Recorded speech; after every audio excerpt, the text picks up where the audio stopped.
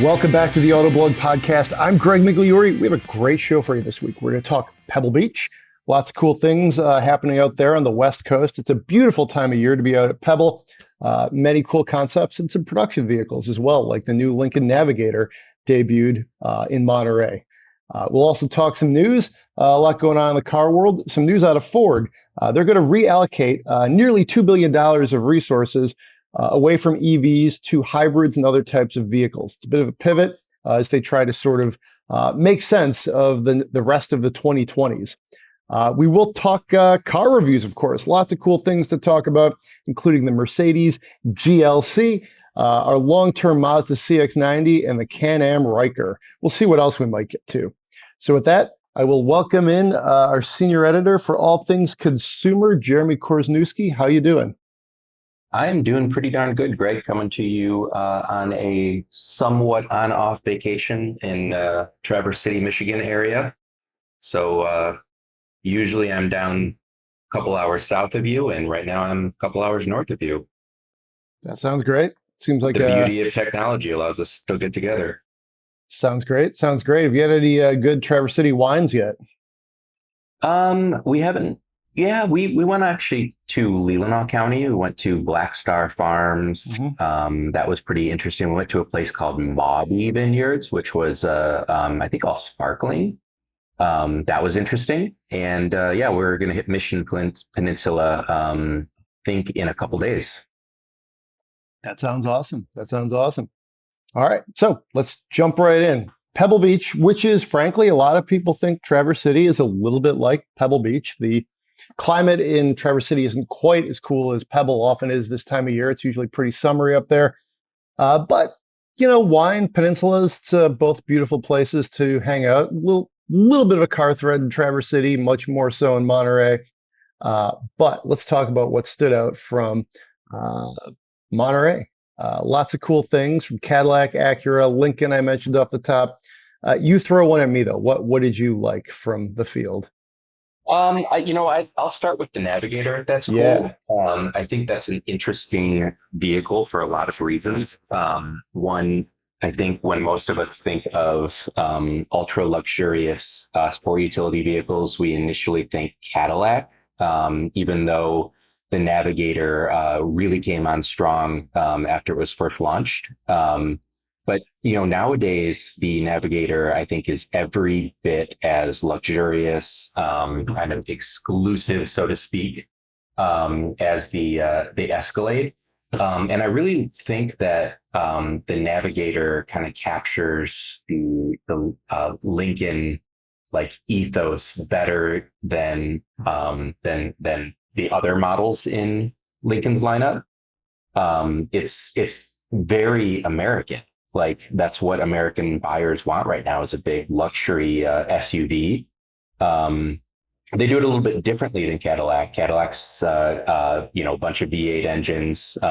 They're not doing the inline six diesel anymore, so they're all V8 engines. And sometimes even massively supercharged V8 engines in the if you got a V badge on it. Lincoln goes a different route with the 3.5 liter EcoBoost V6, but they still make a ton of power.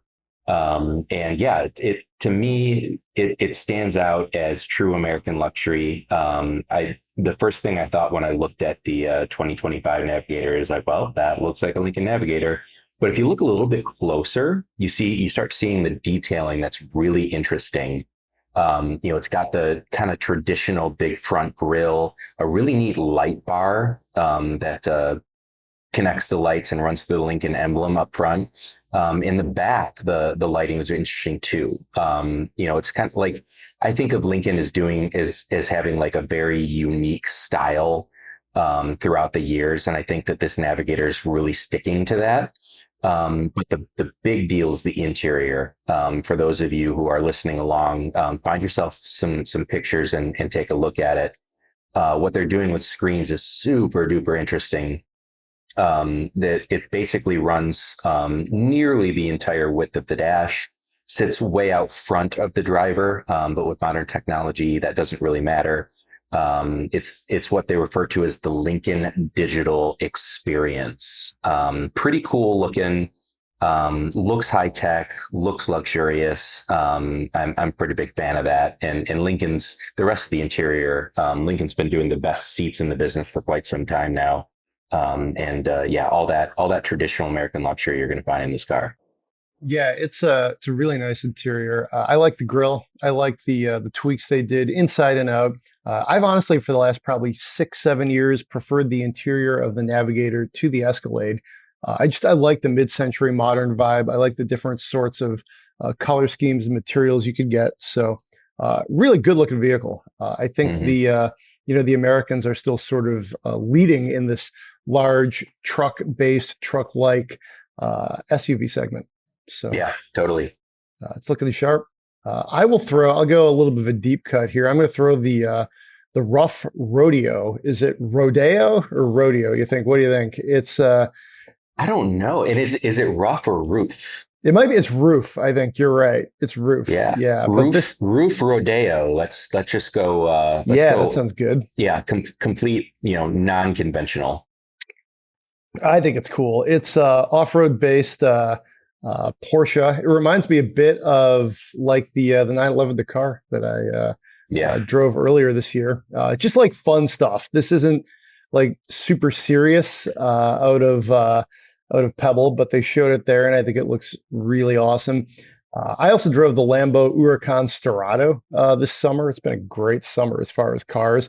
But this fits right in there. If maybe, the 911, the car, or the Lambo are just a little too, I don't know, buttoned down. Is that the right way? This one's obviously more retro. If you look at Mhm. the interior, it's pretty wild. It's definitely a throwback, which I think looks really cool. Alcantara leather and some, if you look at the leather, it's very much like kind of Western styled, which gives you that kind of rodeo theme. It's just really cool. I think if you're more of a throwback, Porsche person, this is pretty sweet. So Yeah, for um, sure. I liked it. It I is like it a it lot. is cool. I think it's neat that these super exclusive performance vehicles are adopting an off-road like presence. It's super unexpected. Well, I mean, it was super unexpected until we started seeing it. Now it's like, oh, okay, they can do off-road too. One thing when I didn't get this on the real Porsche edition, like the ones that look like they're going to go into car. This rodeo, however you say it, it gives me off-road Volkswagen Beetle vibes in a really positive way.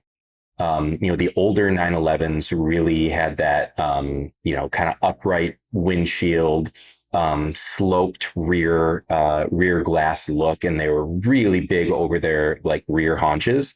The 911's gone away from that, but this one looks more like a 964 911. Yeah. Which gives me real retro Porsche, retro Volkswagen vibes, in like I said, in a really neat way. Yeah, really cool. Really cool. I like that one. We've had a lot of cool coverage of roofs, we'll say, over the years. I think you're right. It is roof.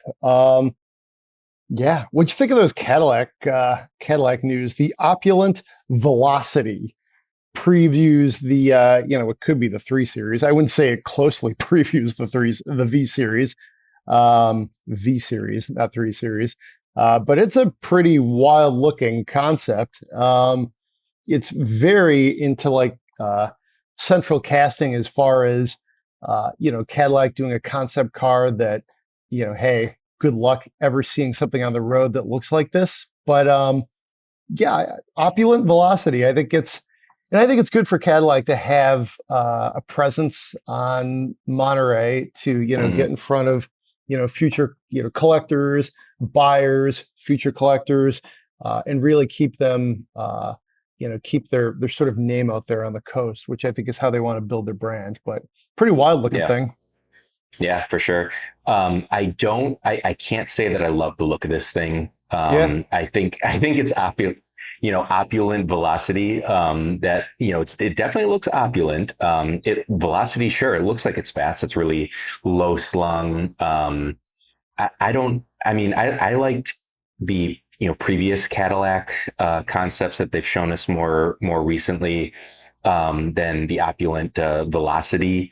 What was the name of was it the Soleil? Is that how you say that? The one that they showed that was the electric convertible. Yeah, it was the Soleil, which is basically, it's a beautiful vehicle that I saw about a month ago at the tech Hmm. center. Just absolutely gorgeous. That's Yeah, more of the Cadillac design I tend to like. same. That's why I brought it up. Like I look at that Soleil, and I'm like, wow, that immediately reads, American luxury car to me. Whereas this Opulent Velocity, it looks more like an exercise, like a future vision. That I kind of like the current one that they're doing a little bit better than what maybe this looks like. But a lot of times, Cadillac will show us a crazy concept that has no bearing towards production. We'll see where this one leads. Cadillac has a history of making these concepts that a lot of people are like, oh, that's cool, that's cool, that's cool, and then you never even hear about them later. We'll see where this one goes. We'll see if Opulent Velocity is something that makes inroads in Cadillac styling in the future, or has anything to do with future production cars. All right, how about you pull one more here off the deck? Tell me, what do you think here from Pebble? Let's talk about the Lamborghini. Let's Um, let's let's do that. yeah, how do you say this? Temerario, you think? I think so, ish. Yeah. Our headline kind of hits the high points. It's revealed with a twin turbo V8 hybrid that spins to 10,000 RPM. That sounds pretty awesome. It sounds pretty amazing. Um, Keep in mind that this is the successor to the what you would refer to as like the entry level Lamborghini line. So the Huracan, however you want to say that, it's a tongue twister for me. Always have a hard time saying that. Yeah. With the V10 engine, this will be replacing that. So it loses two cylinders. It's a V8 now. It gains power to the front axle through axial flux motors, liquid cooled, actually oil cooled, which is pretty neat. Allows them to be really small but powerful. It is a 4-liter V8 engine. If you, I can't confirm this, but my guess is that some of that engine architecture would be shared with other vehicles under the Volkswagen Group expansive portfolio. 8-speed dual clutch transmission, all of that's really cool. We brought out that uh, the powertrain design and layout mimics the Acura NSX that is like nearly a decade old at this point. Yeah. But you could make the joke there if you wanted to. The Lamborghini is finally catching up with modern performance, but I think that would be doing the older Huracan a disservice, because that was a sweet car. I'm actually sad to see it go. But yeah, this is exciting. It's not all lollipops and rainbows for me, though. That's a phrase that my wife loves to use. It doesn't stand out really. Like looking at it drive by, like it doesn't, like it reads Lamborghini, but it not in like a in your face kind of way, which is like what you expect, or what I've come to expect out of Lamborghini designs. Like one of them goes by and you're like, wow, look at that wedge shaped thing with the huge spoilers and and all that. Like our lead image shows one in green with some red accents. That's pretty cool. But then there's another one in kind of like a lighter metallic blue.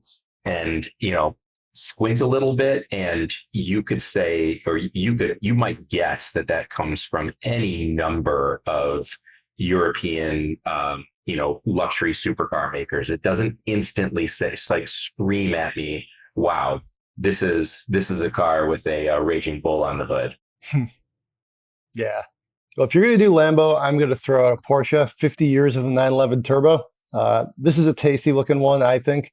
It's definitely, Porsche usually has something cool up its sleeve for Pebble Beach. And, this is pretty sleek looking, I think. It's, it salutes the original, 911 Turbo. They're going to get this, 1974. That's 1,974.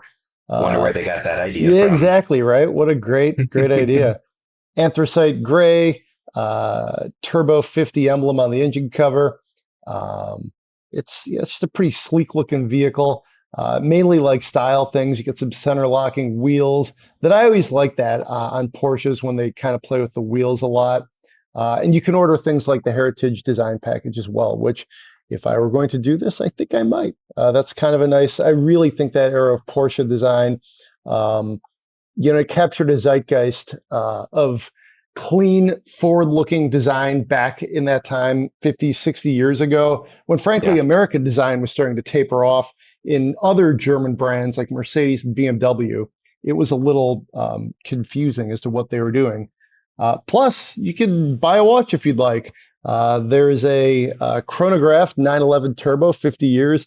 That's for people who actually buy the 911 Turbo model, which, hey, if you're going to do it, you might as well get the watch too. And the second one is a Chronograph 1, 50 years of 911, which basically anybody can buy, although that one is also limited to 500. Both really good looking watches. You should check it out. Some of the watch sites have, dove into them. Sleek looking watches. Very cool. So Yeah, I'm kind yeah, of a vintage guy. We talked about two different Porsches today. The Roof, and then this new modern one. Let's be super clear. The new modern Porsches, especially like a 911 Turbo S, like what we're talking about here, this 50th anniversary edition, is just an epically amazing car. Like there's nothing to complain about from behind the wheel. I am more of a vintage kind of guy. So I saw in one weekend, two different automakers kind of celebrate the history of Porsche, not automakers, so to speak, because they're both Porsches, but the Roof one speaks to me in a way that the 50th anniversary just kind of doesn't. We mentioned the Mustang. This is Mustang's 60th anniversary year. Similar feelings about the Mustang 60th as I have to the Porsche 50th. Like we're doing kind of throwbacks, a nod towards the past, but it really just reminds me that the past is so cool. When you're looking back, there's a reason that these cars have been popular for so long. I really like I don't know, instead of buying a new one that nodded towards the past, I'd buy a new one because it's great. And then if I wanted an old one, I'd buy an old one too. Like, people who we're talking about people who are buying 50th anniversary Porsches, are not light in the pocketbook, so to speak. So yeah, I mean, I think it's cool. But I mean, that Roof, like I said earlier, that's the one that stands out to me as something, really cool that we saw at Pebble. all right. Sounds good. Well, that's Pebble Beach. I encourage you to check out all of our coverage. There was even a story about the original Ford Probe from 1979, Ford Probe concept that actually burned. Senior editor for all things West Coast and features James Riswick. Actually saw it from an Uber. Lots of cool things about what actually won the Concours. So check out all our coverage. Pour one out for the Probe. Yeah, what can I say? I'm surprised, honestly, it doesn't happen more at events like this, just because you got a lot of old technology. It happens, right? Something goes wrong, it's confined in the back of a trailer somewhere. There's really no easy way to put a fire like that out on the side of the road. So Yeah. yeah, it is kind of surprising that it doesn't happen. That reminds me of a time when I was probably 16, maybe 17 years old. I took I don't know, 60s Volkswagen Beetle out because I was thinking about buying it. Um, the guy seemed like he knew what he was doing. He had done some work on it, but whatever. That thing was leaking gas and no one knew it. And I took it Oh, out, man. and it caught on fire on my test drive. I did not end up buying it. It's a He good was call. I was nervous that, I was going to get in trouble over it, but I think he was nervous that he sent someone out in a car that was dangerous. The only thing that I lost was a suit jacket that I beat on the engine with to put the fire out, and I did get the fire out, thank God, after I shut the car off. But yeah, things, everyone goes crazy over EVs. They catch fire. Well, gas cars catch fire too sometimes. Gasoline's flammable, right? No, that's So the I'm whole told. purpose. Yeah, it has no other purpose. All right. Well, let's segue over to the news segment. Big news out of Sounds Ford. good. Yeah, right. There's no easy fate on that one. But Oh, you did as good as you could do. Yeah.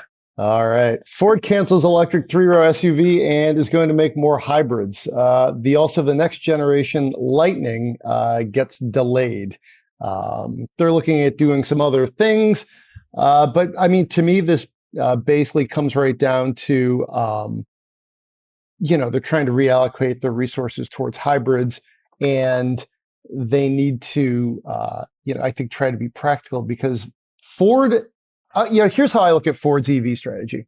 With the Lightning and the Mach-E, they were very aggressive. I mean, hell, with the C-Max Energy, remember some of those things? Mm-hmm. What was that? The B-Max? No, I might be mixing up my That's European, I think. We had the European. C-Max Energy and the C-Max Hybrid, I think, were the two. Thank you. Yeah, I mean, and they even looked at doing a Focus Hybrid. I can't remember or Focus EV, battery electric. Yeah, Focus they did EV. do a Focus Hybrid. Yeah, Which it had a terrible battery mounting in the trunk that made it not a very good family car, but I digress. so do I. But all this throat clearing means Ford has, Yeah. when they do EVs or hybrids, they really go big. Yeah. Specifically talking about the two kind of bookends, the Mach-E and the Lightning. They really went into it. But I think they also are trying to figure out, well, there's just so much uncertainty. Do they really want to invest in like a bespoke platform for the Lightning? Well, the current one's really good, in my opinion. They could probably play that one a little more conservative and punt it down the field a couple of years and not really lose too much. I don't think people expect brand new trucks, EVs or otherwise, as quickly as perhaps other parts of the market. And, I think they're just, it's the obvious. Hybrids are cheaper and easier for most consumers. And in the near term, that's what they're trying to do. They're trying to play sort of small ball in the near term. I think this could be short-sighted, depending on a variety of factors, especially, you look at the political climate, things could change as far as infrastructure. And, that could definitely be problematic as well. The three-row EV, that to me is the big thing here, because that's a product that it's not delayed. It's not something that exists and we're pushing it farther away, like with the Lightning. Like, this is a big deal vehicle that, at least for the moment, is now not going to happen right away. And there's a lot of opportunity there. You look at like the EV9, Hyundai's similarly working on a three-row electric. That's about it. There's not that many like affordable three-row EVs. Ford could have jumped in there, and that could have been like their third, platform plank, if you will. So what do you think of all this? Well, it's interesting. There's a lot of aspects to consider with it. One that we haven't touched on yet is that this is not free for Ford to do to pivot. They, quote, will take a special non-cash charge of about $400 million for the write-down of certain product-specific manufacturing assets for the previously planned all-electric three-row SUVs. That's a $400 million hit right there. And they go on to say that they could result in additional expenses and cash expenditures of $1.5 billion. That's even the $400 million that they're taking right now is a big hit. So you have to imagine if they're willing to take that kind of hit and the potential for an even much larger one, you have to assume that their plans and projection about potential sales and potential profitability has changed drastically in the couple of years since they made that initial announcement. And you're also right. You mentioned politics. I'm not going to get into that at all. But as everyone who's listening to this knows, this is an election year in the United States with presidency, and we don't know. As we're reporting this, the headlines that I've seen, it's about this 50-50s. It could be which nominee ends up in the White House. So are they just trying to get out in front of the changing political climate? Did they want to make sure that wasn't going to play into or factor into their decision making? I don't know, just conjecture, but it is interesting timing. It was just a couple months ago that they said they were postponing the three-row electric SUV. Now it's just officially, the project's officially canceled. You also mentioned the Lightning. Earlier we were talking about this, the next generation Lightning that will run presumably, as they've said, on its own platform instead of a modified gas-powered F-Series platform.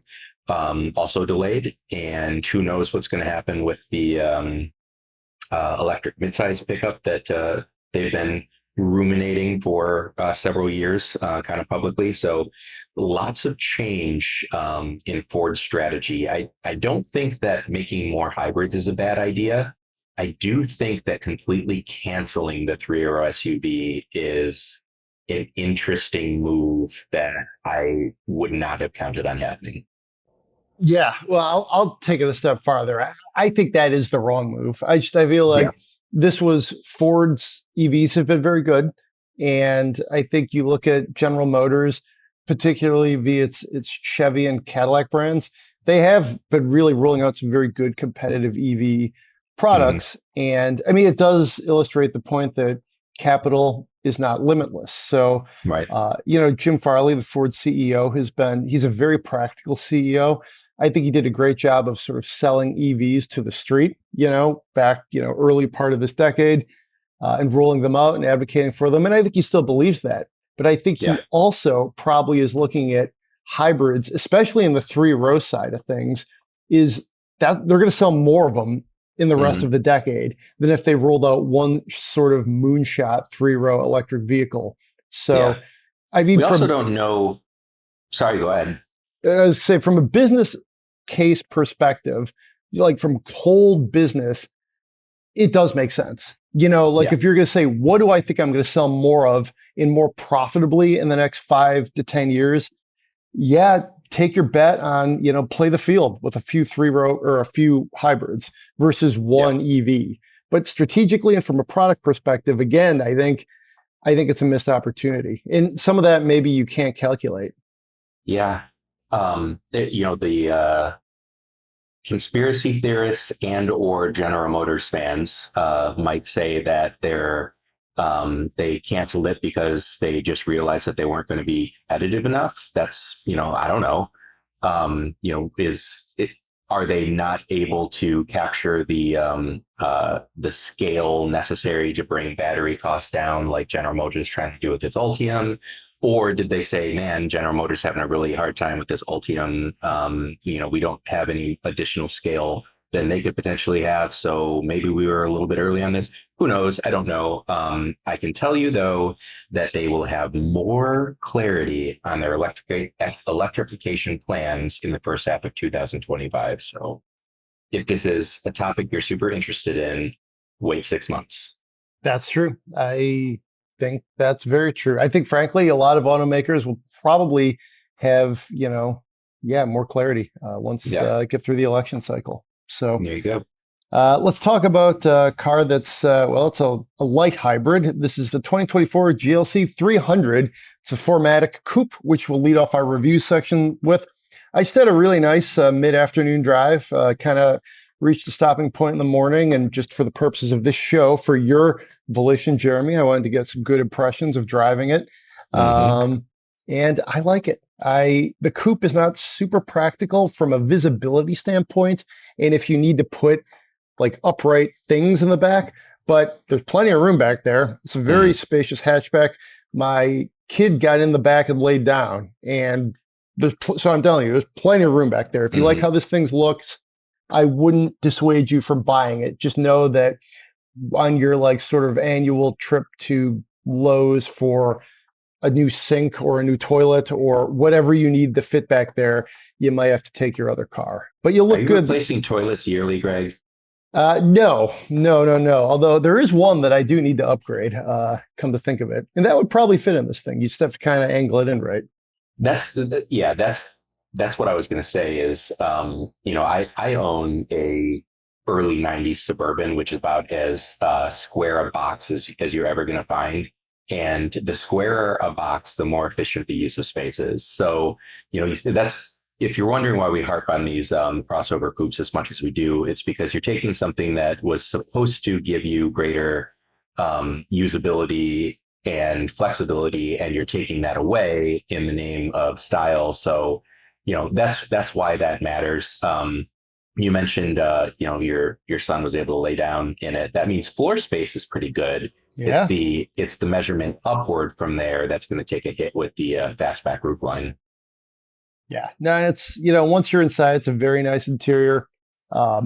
It's got this sort of metal weave trim and a metal weave console that comes standard with this. AMG black leather. The outside is a beautiful shade of blue, kind of looks like a Great Lake, perhaps. It's loaded with, I think, a fair amount of screens, not too much, but they're big and they're colorful. Especially I really like the Mercedes navigation setup, where you can see like the top, the like down to the detail of the roads. Again, it's a good looking car, 19-inch AMG, 5-spoke wheels with black accents, driver assistance, night package, which is kind of sweet. In general, very nice. Again, you get like a 11.9-inch center touchscreen and 12.3-inch digital instrument cluster. So you're very well informed in a colorful way. I queued up kind of that like sort of massage they have. It's not like a full-on massage, but that's a really comfy way. It was a little bit chilly this morning. Had the panoramic sunroof open. I like how it looks. I think Mercedes styling is it's creased and it makes I just think it looks better than BMWs and Audis. I think they use creases better in most segments. It's not absolute. Like there are some BMWs and Audis I like better than Mercedes for sure, but this one looks good to me. In this one also, I'll close with 2-liter inline 4-cylinder with a mild hybrid. You get 255 horsepower, 295 pound-feet of torque. It works with the 9-speed automatic. It's a pretty good around town driver. It's as you can imagine with a turbo, there's just a little bit of lag, and the hybrid's trying to sort things out, but it's not a problem at all. Then boom, away you go. It's quick. I went up and down Woodward. Let's see, I saw an Acura Integra A-Spec, which was kind of cool. Beautiful interior. I think right now, if you're looking to spend your money on a truly good value, it's tough to beat Mercedes because you get a lot of good quality things. That being said, out the door, this one's $67. It's a lot of money for something in this segment. I feel like if you're going to pay for that kind of money, I feel like nice is great, but I do think you need a slightly bigger vehicle, even though this one could accomplish a lot of stuff. You know what I mean? Like people don't need as big of a vehicle as they think they do. This one is solid. I would, include the GLC as like an editor's pick if we were rating it. I think it's very competitive in the segment. So I liked it a lot. I'm going to probably drive it more today. Awesome. So tell me, why don't we go with our long-termer, the CX-90? Tell me about it. I was in it a few weeks back. You are in it currently. What's going on with it? You know what? It is quite a mixed bag, I have to say. Indeed. There's a lot that I really like about this car, crossover or whatever. A lot that I really like about it. I'll start with some good points. It is very attractive. It does not look like every other vehicle on the road, which has long been a kind of like the crossoverification of American cars. This one stands out. Bold in your face grille, nice kind of demure styling, sort of. It's a good looking vehicle. And I think it's going to look good for a long time. Actually, when I look at the older CX-9, my sister-in-law had one for several years, and that car still looks fresh to me. And I think this CX-90 would be similar. So that's good. I like the interior. The driving position is really nice. I like the feel of the materials. It feels classy. It feels quality, like a premium experience inside. I like the Android Auto, which I've been using. I'm not in the Apple ecosystem besides my laptop. So I use Android, and it works well wirelessly. One small demerit to that is I have a Samsung phone, and when I set it on the wireless charger, it charges for about 10 minutes. and then the phone gets so hot that it stops charging. And that is not enough to run Android Auto for a long time wirelessly. You will run out of, or at least I am running out of battery power on that.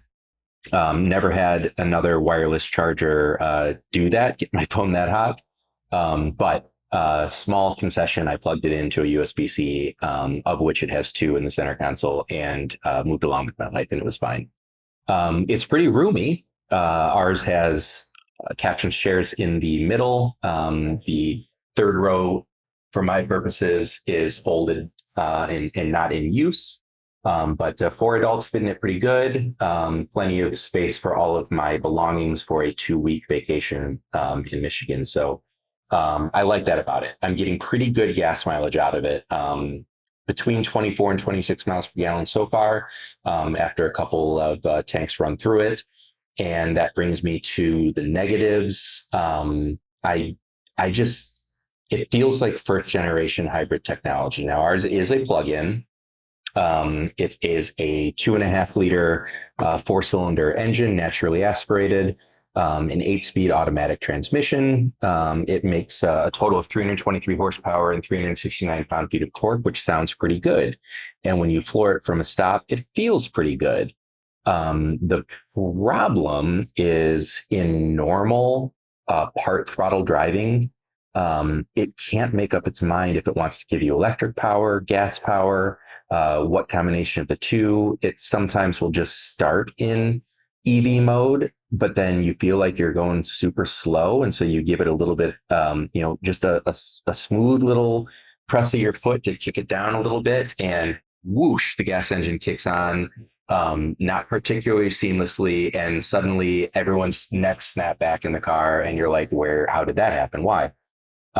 So yeah, I think it needs some reprogramming to make the driving position, or not driving position, but driving experience a little bit smoother.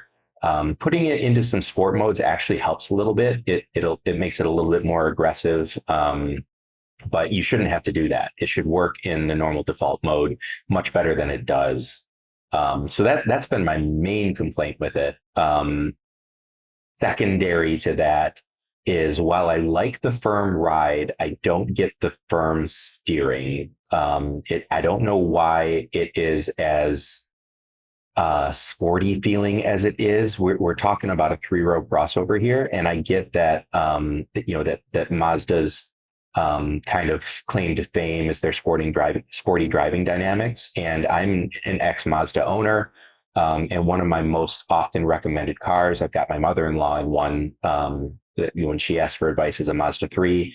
Love it. So great. But I think what bugs me about the CX-90 is how artificially firm it feels, the steering specifically.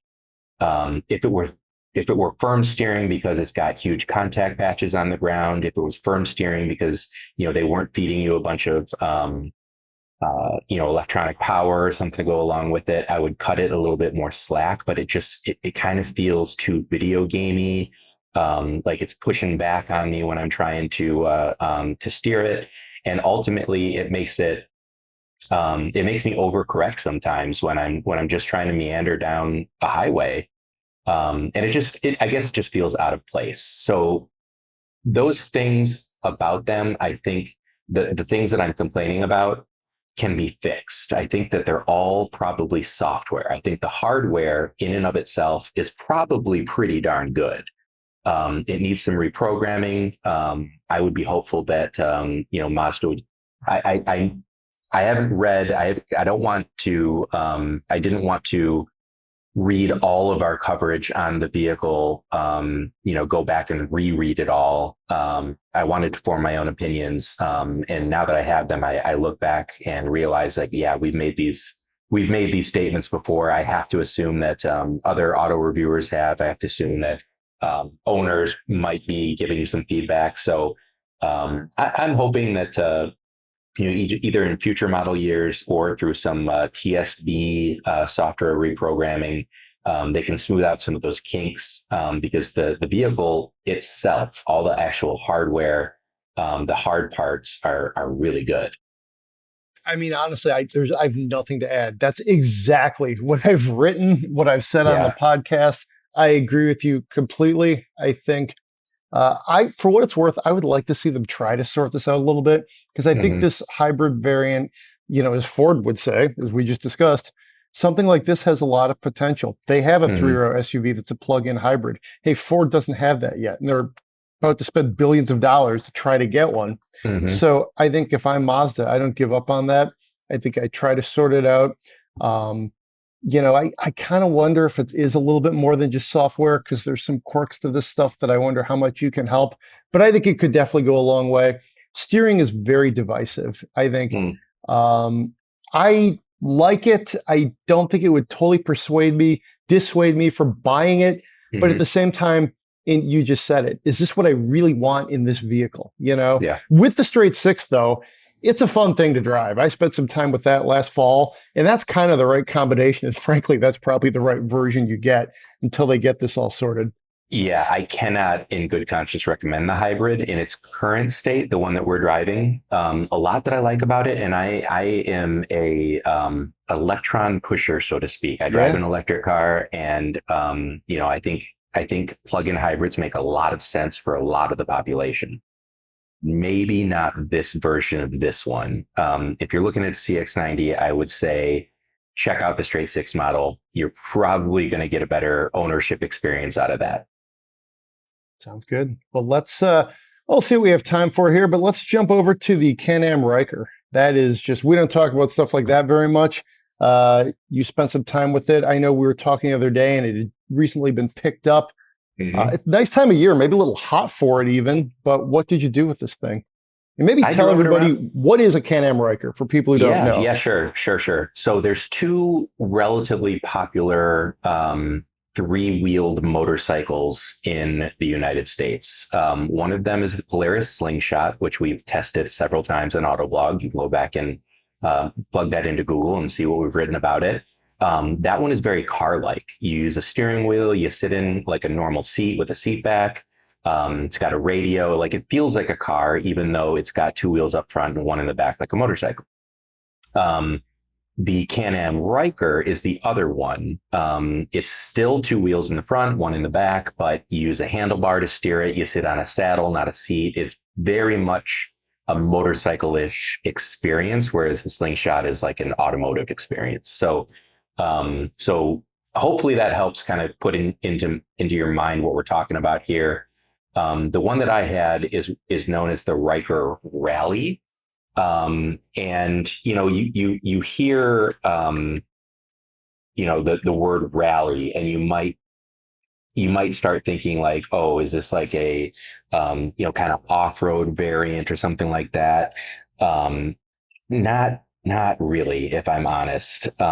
There's not like it's still got normally treaded tires. They say that you can explore new playgrounds on the road, on the dirt, or anywhere that you like. I'm not going to say that you can't ride this down dirt roads, but it didn't really like, I didn't get any additional, um, like, wow, this is really like an off-road kind of thing. So yeah, I don't think you would want to like immediately like jump on this and think like, okay, yeah, I'm gonna take this thing off road all the time. Not really it's shtick in my opinion. That said, it is a pretty fun vehicle on the road. Very interesting at first. I was really thrown off by um, how aggressively it wants to follow grooves in the road. um, I think kind of the combination of relatively thin front tires, and a much thicker contact patch in the rear. It's something that I'll just say that you have to get used to it. I didn't dislike it, but I was like, oh, I wasn't expecting it. Moving on from that, it does not give you that like, wow, this vehicle is super fast feeling that you get from a lot of two-wheeled motorcycles. Which maybe is a little surprising because it is, nearly it's nearly a liter of displacement. I think it's 900 and it's a Rotax engine. I'll just say that they definitely tuned it for torque. So right off the bat, when you really give it the gas from a standing start, it'll spin the back tire up. It's quite entertaining, but it really that rush of acceleration really starts tapering off around 40, 45 miles an hour. And it's still plenty powerful, but not quick like you'd expect a motorcycle to be. It is an automatic transmission.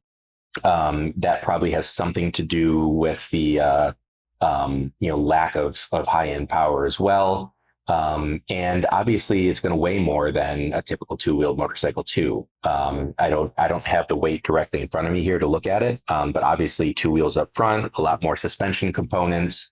It's got a pretty thick, hefty chassis too. It's definitely not light, but to that point, it does have a reverse gear, which is pleasant. That's really nice. You can back the thing up. You don't got to push it. And I think it's pretty comfortable also. The seat to the saddle, to the foot pegs, it worked really well for me, partially because the handlebar placement slides forward and back with a little lever, and then will lock into place.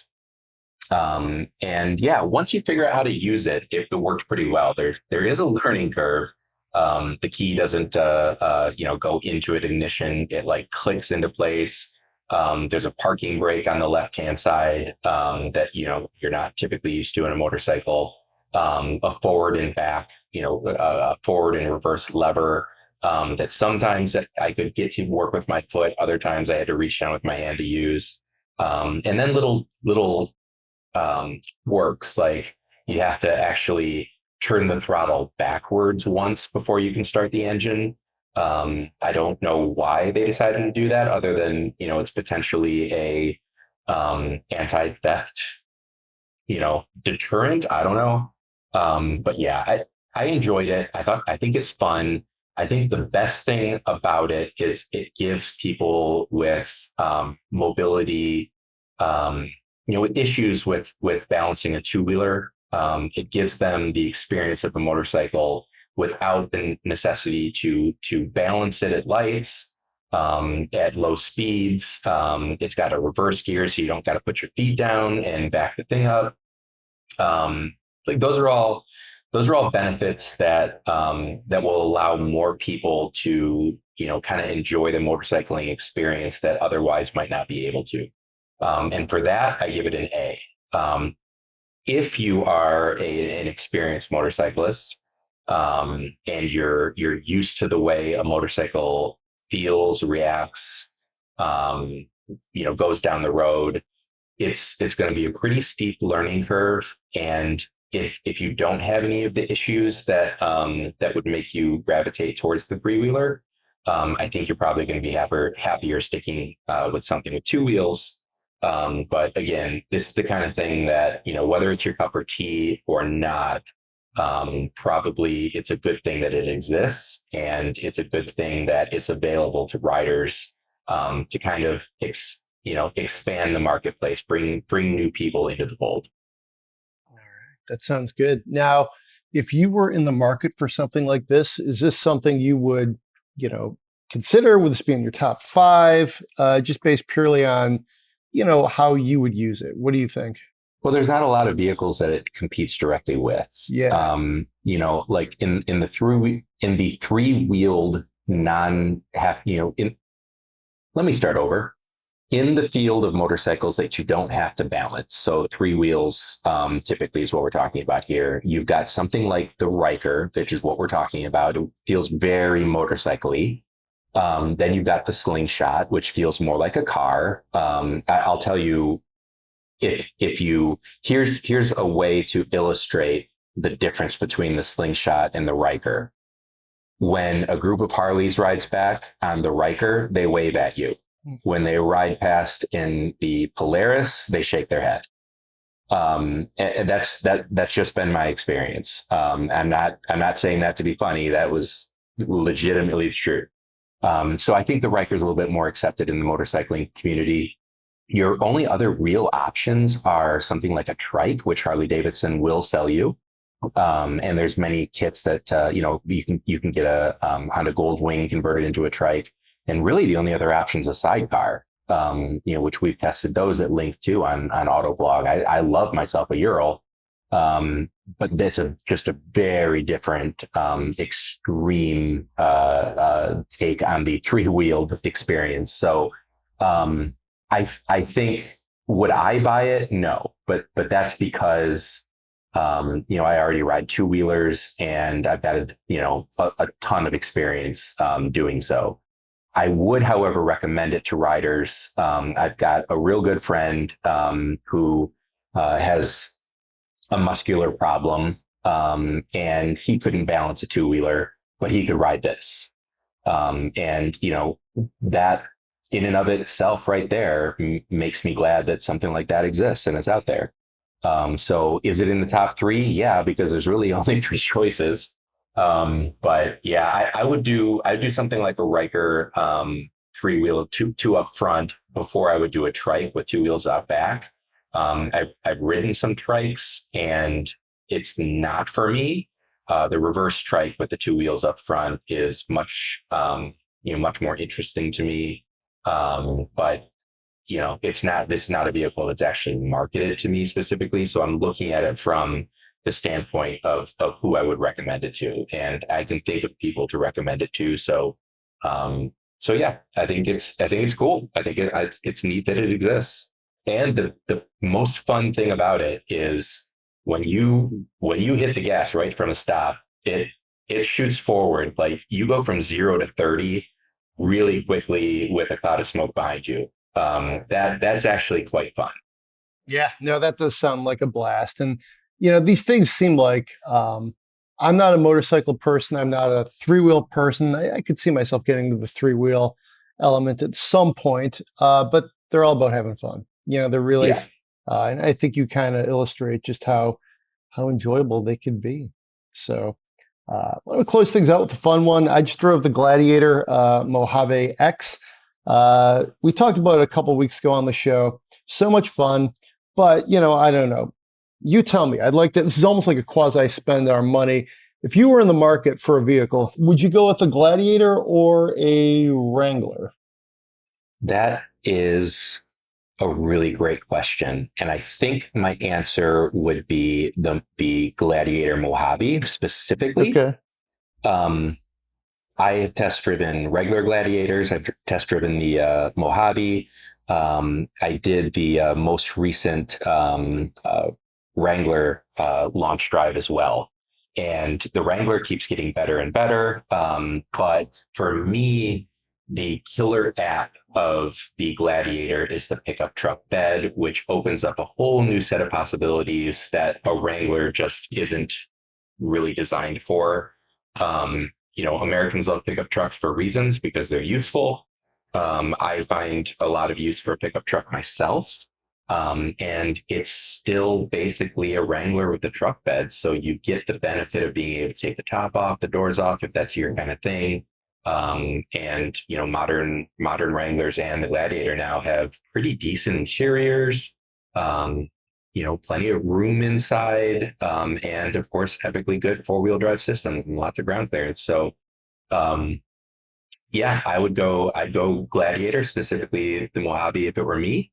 But I do understand why someone would choose a Wrangler. If you really are an off-roader, it is a better platform for scaling over rocks than the Gladiator is. But I love the Mojave. I love the suspension. I love the gliding over big bumps at speed kind of thing. And it's got solid axle, still crawl over rocks too. So yeah, that's my thing. I don't know if I'd get the Mojave, but to your point, the suspension makes it just driving around town. It's really a nice daily driver. Mm-hmm. I tend to think I would land on the Gladiator as well. Probably not the Rubicon because I wouldn't necessarily use it for that serious off-roading. Save a little bit of money, but maybe try to get one of the more like the kind of cool other packages that Jeep always seems to be offering. Hmm. So that's probably how I would spec it. And the reason being for the Gladiator is not so much that I need a truck, it's because I like how it drives a little better than the Wrangler. I feel like in the Wrangler, you still get, they've refined it a bit, but you still get that kind of a fair amount of lean and roll just in all sorts of situations. The Gladiator to me just kind of, it's longer, it has a longer wheelbase, and to me that smooths things out. Senior editor for all things electric, John Snyder, and I were riffing on it, and that was kind of his thought as well. Is just it's a little bit longer, and that helps. Hmm. It Yeah, just the it wheelbase helps. Yeah. spreads it out. So that's kind of how I would do it. I'd get I don't know if I'd get the roll up, but I would get a tonneau cover because at that point you just have a nice SUV with a different sort of geometry. So Yeah. that's kind of how I'm leaning right now. So we'll see. Yeah. I mean, I'd be a little bit jealous. If you were to park a Gladiator in your driveway, Greg, I'd feel I'd feel left out. I've always loved those things. You'd go with the standard 6 speed, or do you think you'd do the 8 speed automatic if you were in the market? I would do the 8 speed. The Jeep 6 speed is a lot of work. And for like, have I done it? Have I done it off road? Yes. Is it Hmm. awesome? Yes. Do I want to drive that every day for the rest of my life that I own that truck? Honestly, no. Yeah. Yeah, it's a $2,500 option. I just looked it up to do the 8 speed, and one nice thing about that 8 speed is it's a very good, reliable transmission. It's a proven item at this point. I do wish that there were more options than just the 3.6 V6, though. Yep. I know that they've said that other things are coming, Mhm. but as of right now, if you're ordering a Gladiator, Mojave X, Rubicon, what have you, you are going to get that six-cylinder engine that I mean, it's fine. It's a fine engine, but we're ready for more, I think.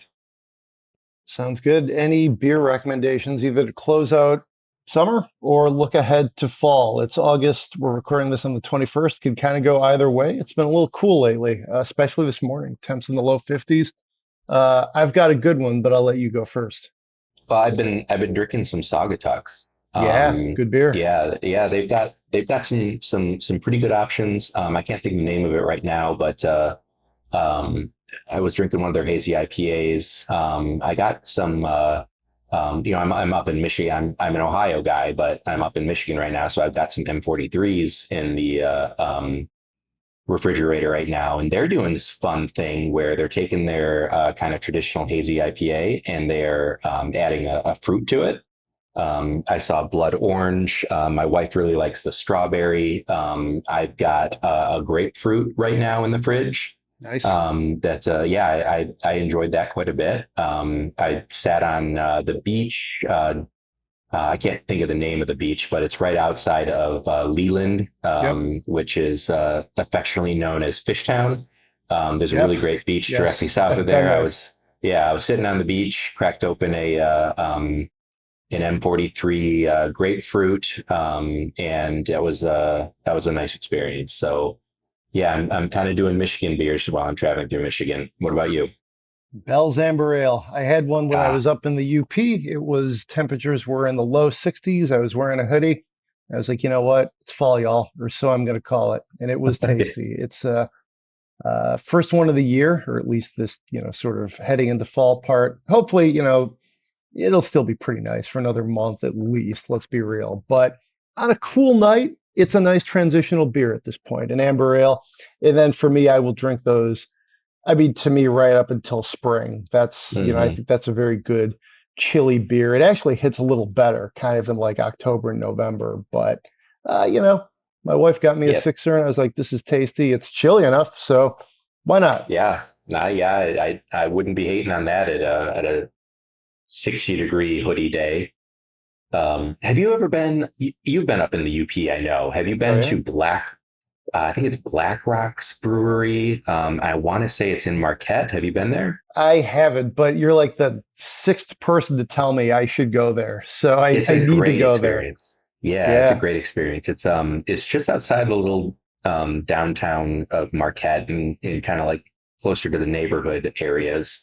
And they've got just a really nice outdoor area, oddly decorated with skis, if I'm remembering correctly. I don't Yep. know exactly what that was all about, but really good beers there as well. I think their flagship, I think it's, I don't remember, 51K or something like that, they call it, or 5K. Yeah, if you're listening and you feel the need to correct us, let us know exactly what that is. But that's along the lines of like a fall beer to me as well, kind of ambery, fallish. Yeah, next time you're up in the UP, you should definitely take a trip over to Marquette and stop there, Greg. I will do so. It's definitely on the list. And like I said, you're not the first, so it Yeah. comes highly recommended. So that's all the time we have this week.